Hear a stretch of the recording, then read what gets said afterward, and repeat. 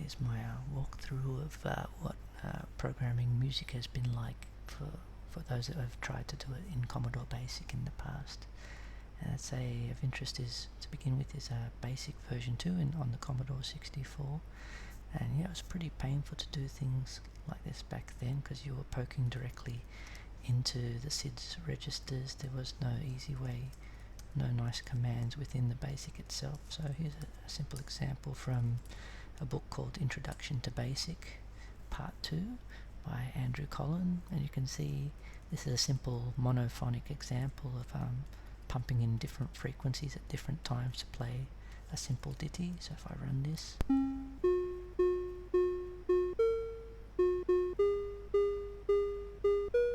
so yeah, that's a lot of work for something pretty simple. And Andrew Collin also produced a beautiful attempt at a polyphonic synthesis through BASIC, and yeah, he was quite successful with rendering the Queen of Sheba purely in BASIC. We should look at how he achieved this, because a lot of work. It's a big song, and there's a lot of poking around, but he also devised his own notation system through strings, hopefully to simplify his efforts there. But yeah, it's a chunky piece of work. And yeah, we can have a run now. I might pause it because it takes a while to start up. Okay, I'll just pause it here. Okay, should start now. So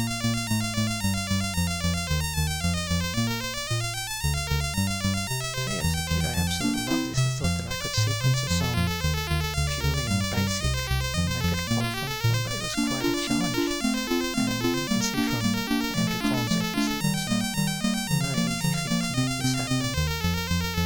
But it's congratulations to get this far with it. That's a terrific, impressive effort. Just stop this for a second. Okay, moving on to the Commodore 128 and its BASIC version 7. Here's where the Commodore team introduced the play command, which sounded very promising, a big improvement, still using the SID chip underneath, but simplifying its use so you could feed it a bunch of notes in a string. So yeah, that's a great convenience for a monophonic melody. You'll notice it's a blocking routine. It blocked all the way until the last note. And notice it unblocks on the playing of the last note, not when the last note finishes. So that's an interesting aspect of it. And it relates to when you later use it for what would you describe as polyphonic efforts. So to do polyphonic music via their play command, you'd have to say voice 1, the first note, and then voice 2, the note you'd like to play in unison with it, voice 3, the note you'd like to play in unison with it, and there you've got a chord. And so that was not blocking in that sense. So if you did want to play things in polyphonic sequence, you'd have to string a few play calls together. So maybe I'll do that was the C chord, maybe I can do a G chord here and B. So if I play this one, we've got it. So if I want to play the C chord followed by a G chord, so you can see there's a sort of like a block when I run the second play, a little block on this point. And yeah, that's part of why these things can have to be sequenced in this fashion. And so if you want to make a long polyphonic melody, yeah, this is going to be where it gets cumbersome. So I'll just pause it and show you an example I had from before. Okay, here's a melody I tried to sequence. So if you take a look, there's a lot of faffing about here.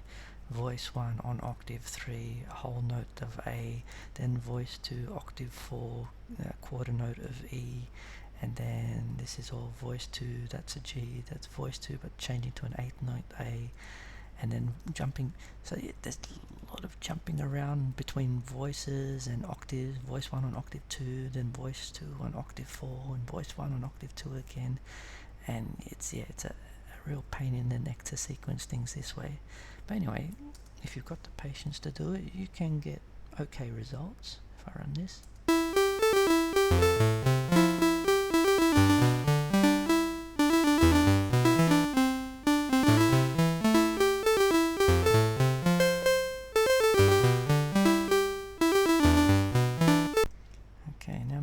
To the Mega 65, which is the continuation of the Commodore 65, which was leaving us at BASIC 10.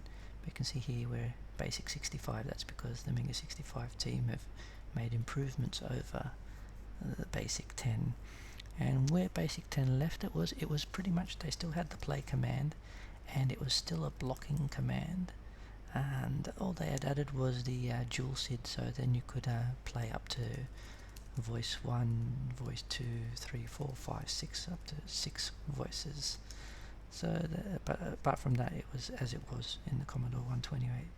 But yeah, as we've got the source now and we have the permission to modify and improve it, I've made some improvements now. So now, let's say a simple example is Mary Had a Little Lamb.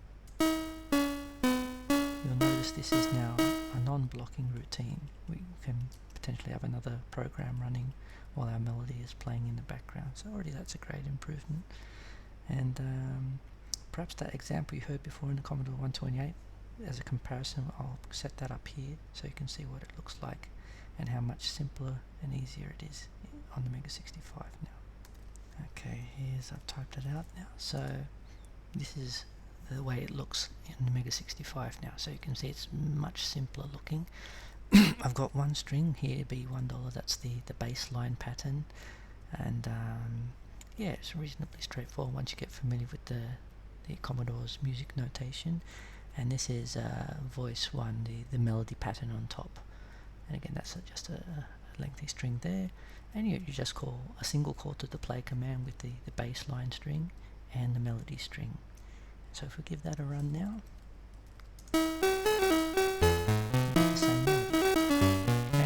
it's non-blocking, so you could have a game running in and this melody playing in the background. So yeah, nice asset there. And some other perks on the Mega 65 version plays that you could have another melody playing asynchronously on some of the other free channels. So if Mary Had a Little Lamb here, perhaps, no problem.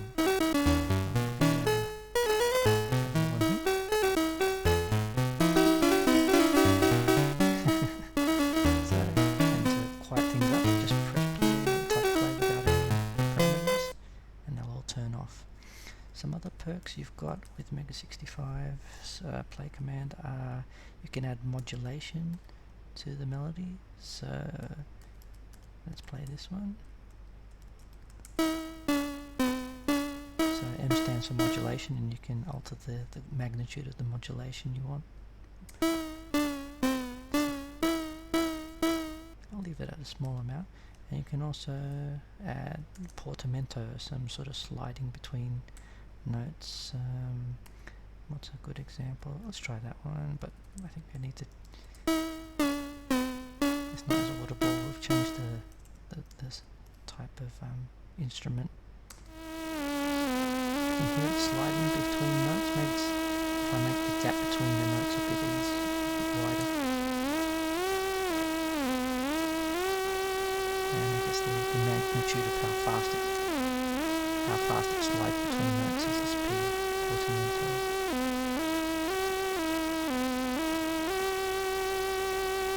Some other things is the looping. That's new. So you can put L at the end of your strings to loop a string. Yeah, so it's a lot of fun to be had. And maybe one final example, I'll load up one of my programs to demonstrate them in action. Okay, I'll just run this. Here's the same melody I had before.